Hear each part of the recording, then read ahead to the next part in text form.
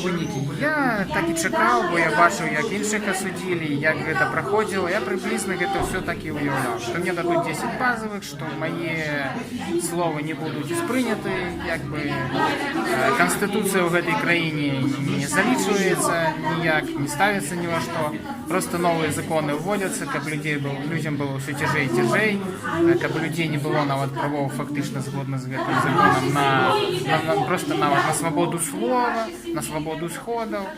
І яшчэ проста мяне здзіўляе не толькі сама сістэма гэтая, не толькі міліцыянты, не толькі суддзі, не толькі сама ўлада, але яшчэ здзіўляюць самі берасцейцы. Чаму толькі такая маленькая колькасць людзей выходзіць? Чаму я, не маючы дзяцей, за вас адбываюць, напрыклад, калі мне гэта хіба не больш патрэбна, чым большай часткі людзей?